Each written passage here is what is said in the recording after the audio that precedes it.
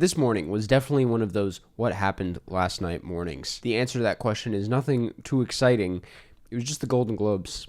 The Golden Globes happened. Actually, last night after the ceremony, I recorded my recap video, the one that you're watching right now, but it was kind of a weird one. I was in a haze. I didn't have much to say about it. I was pretty positive on a lot of the wins. We'll talk about them in a second. It wasn't until this morning where I woke up and realized that was a very odd ceremony, and there's a lot more that I wanted to talk about, so let's get into it. I'll start off with Nikki Glaser, the host of the ceremony, second year in a row. I think she gets the job done. I got nothing bad to say about Nikki Glaser. Certainly some of her bits didn't land. I thought the musical stuff was really lame and kind of hard to watch. But, and I mean this as a compliment, I hope this doesn't sound weird, but she brings a loose, drunk energy to this show that kind of encapsulates everything the Golden Globes are about. It feels messy and chaotic and definitely not as prestigious as something like, Conan for the Oscars. And I think she makes it work for what this ceremony is. It doesn't feel overlong or like a chore to get through because of her. The jokes are clever. The opening monologue, honestly, was very strong in my opinion. As for the production quality of the Globes, it was horrible as always, weird as always. I'll talk about the nitpicky production stuff first, as that just feels like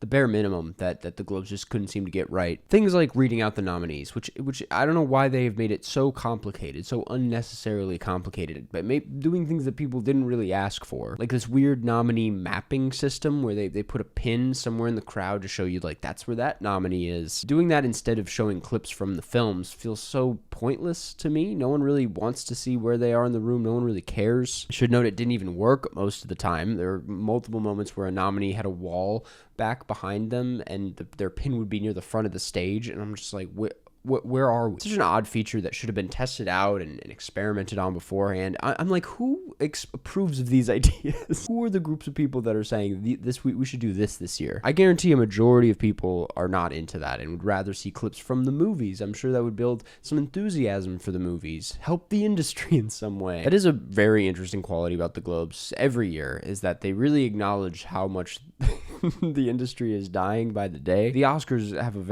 the show must go on vibe.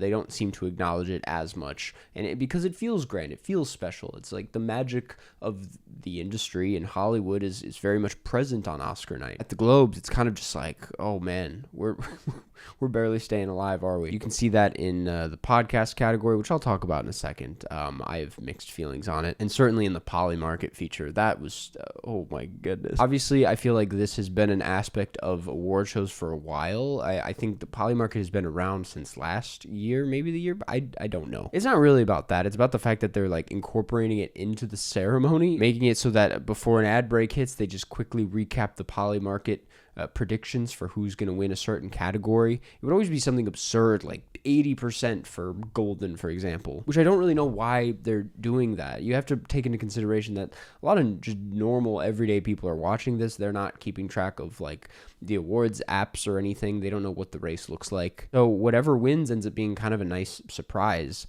When you do this on screen, it kind of takes away the surprise. It kind of takes away the fun. There's just certain things that, in my opinion, should be left out of the ceremony. It's so odd what they choose to put in the ceremony, what they choose to televise, and what they choose to cut out. Stuff like that feels just completely pointless and more than anything desperate. But then not televising the Score Award, the only award that didn't get televised, which happened to go to Sinners, which is a very good win. Not seeing that on TV is kind of a crime. Nothing makes sense at the Golden Globes. On top of that, they really leaned into the voiceover coverage as the winners would walk up to the stage. That just got progressively more irritating the longer the night went on. The things they were saying was just bizarre. When Timmy was walking up to accept the award, they were like, he thanked his partner in the Critics' Choice Award. Will he do it again tonight? Let's find out. So weird.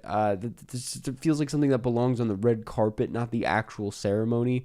It's just tasteless, in my opinion. But again, these are the Golden Globes. I don't know if we really expected something higher brow here. That said, like, as much as I kind of brush it off, it is frustrating, right? Because this is the first real award show of the season. It's kind of what sets the tone for the rest of award season. And to anybody who's not already on board with film and Hollywood and whatnot, if I were to tune into this thing just on a whim, I'd be like, this industry is a joke. Like, what are we doing here?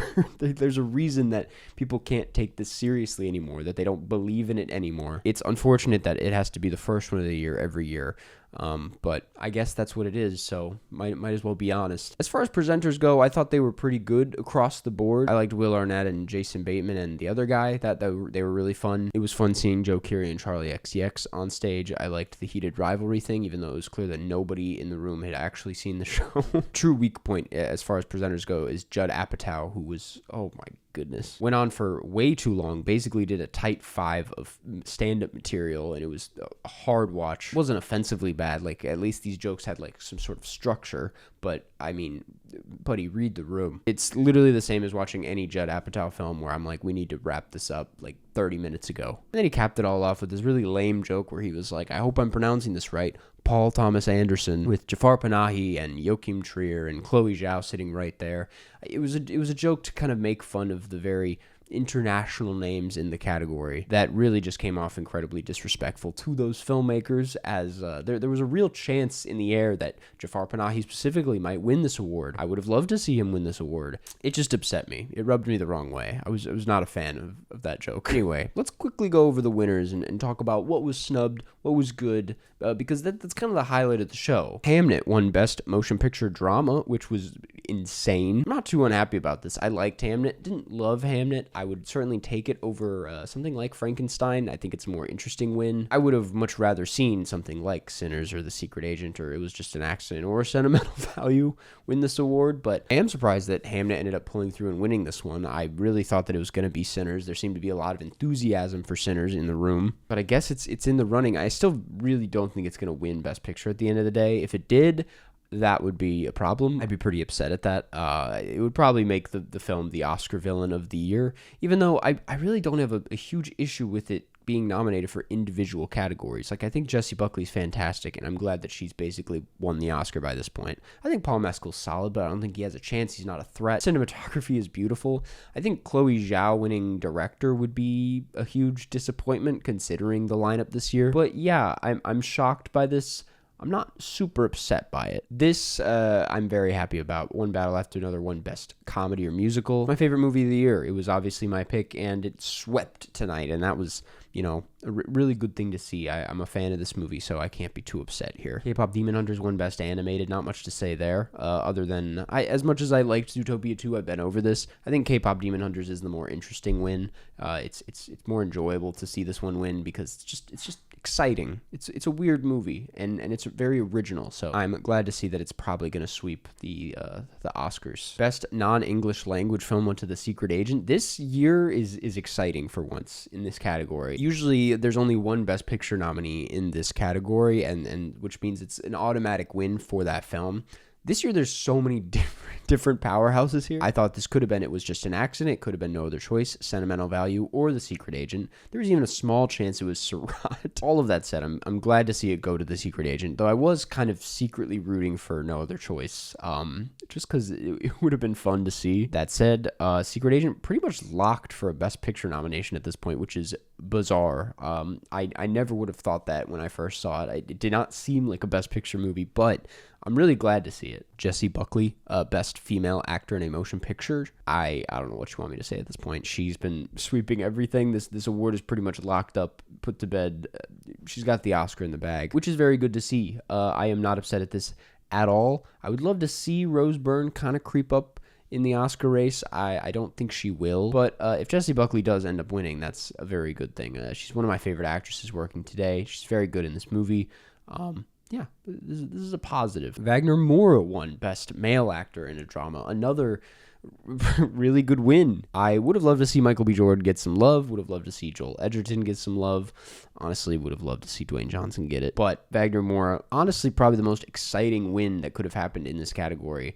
Not only because I feel like there's a lot of people who aren't familiar with him, but also it's an interesting movie and an interesting performance and a very worthy win for something like this. He is one of the best parts about The Secret Agent. I've talked about it a good amount by now, but very, very glad to see The Secret Agent get 2 awards. As I was saying, Rose Byrne, Best Actress in a Musical or Comedy. Probably like one of my favorite performances of the year. I've talked about it a good amount. Very crazy to see it get recognized at this stage. It's not an easy movie to watch. It's very challenging. It's very upsetting. If I had seen this back in whenever it premiered at Sundance, I never would have thought it would be an awards movie, but here we are. It just goes to show you things are changing and tastes are changing, or people are opening their minds a bit more, opening their hearts to movies like this. And that's exciting, you know? I never thought I would see the day where there would be two Ronnie Bronstein movies winning back-to-back at the Golden Globes. I mean, that's crazy. This is the other one, by the way. Timmy winning for Best Male Actor in a Musical or Comedy for Marty Supreme. This is the highlight of the night. If you can't tell, big fan of this movie, big fan of this performance. Moving on. Best performance by a female actor in a supporting role in any motion picture. That was Teyana Taylor for One Battle After Another. I'm very happy to see this as well. I was getting a little worried about the Amy Madigan thing. People are saying that I hate Amy Madigan in Weapons. That has never been the case. I think she's good and fine in it. I think she's fun. Not the best part about Weapons, though. And I really couldn't get on board with her sweeping this category. I was like, please don't make this a Kieran Culkin in A Real Pain thing where she wins everything, because it's just not that kind of performance. I'm very glad to see Teyana Taylor get some momentum here.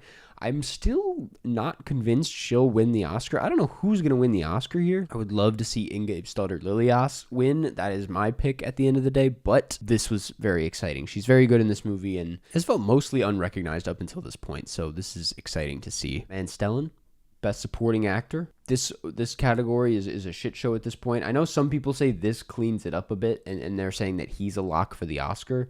I don't know what that even means. I don't know why that makes sense to anybody. To me, it's still up in the air. To me, it's still just as messy as it was before, because I feel like Benicio del Toro, there's still a lot of enthusiasm there. Sean Penn, we still exist. We still want him to win. Jacob Elordi, apparently that's a thing. And then there's Stellan Skarsgård, who I think won a lot of people over with his speech tonight. It was a very funny, very heartwarming speech about cinema, about being a dad, about what this movie meant to him. I mean, it's really good to see. He's very good in this movie, and it was just great to see him on stage.